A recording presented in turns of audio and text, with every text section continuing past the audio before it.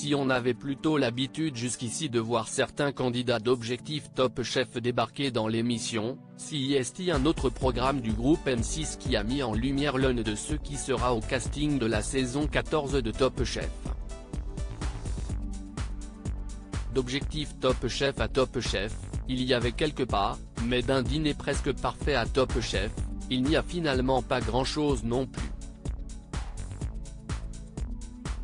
Si dans le programme diffusé sur W9, on a plutôt l'habitude de découvrir des gros coups de gueule et des plats ratés, lors de sa participation, Alexandre Marchand avait fait sensation. Au point que les participants l'avaient très bien noté, atteignant logiquement les sommets du classement.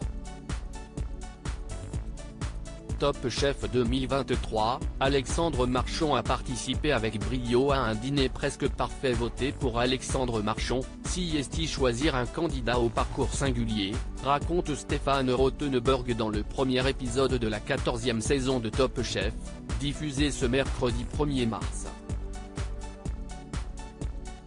Et l'animateur n'a pas tort, car Alexandre n'est autre qu'un ancien participant d'un dîner presque parfait. Il débarque dans l'émission en 2012 en tant que cuisinier amateur.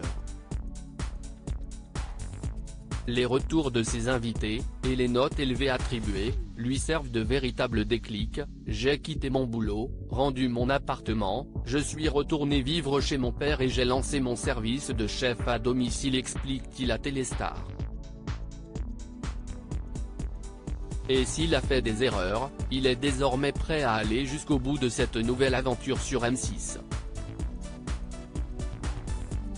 Un parcours atypique repéré par les producteurs de Top Chef, mais ses talents de chef, il n'y avait pas forcément pensé au début de sa carrière. Il est en effet entré en école de commerce, avant de partir dans le domaine de la publicité pendant 4 ans. Il a décidé de tout quitter pour faire de la cuisine son métier, et a appris sur le tas pour réussir dans un milieu très fermé. Après avoir conseillé d'autres chefs, comme Christophe Michalak, pour qui il a signé la carte salée, il finit par ouvrir son propre restaurant centré sur les légumes, sans être végétarien pour autant. Il confie avoir été approché par une des productrices de Top Chef et avoir passé toutes les étapes du casting, comme n'importe quel autre candidat. S'il avait envisagé postuler dès 2020, si est finalement pour la 14e saison qu'il a franchi le pas, ce n'était pas le bon moment.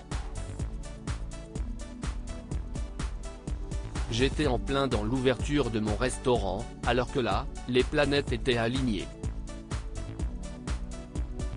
À lire aussi, la production leur avait monté des bobards. Comment la nouveauté de Top Chef 2023 a-t-elle été cachée aux candidats ?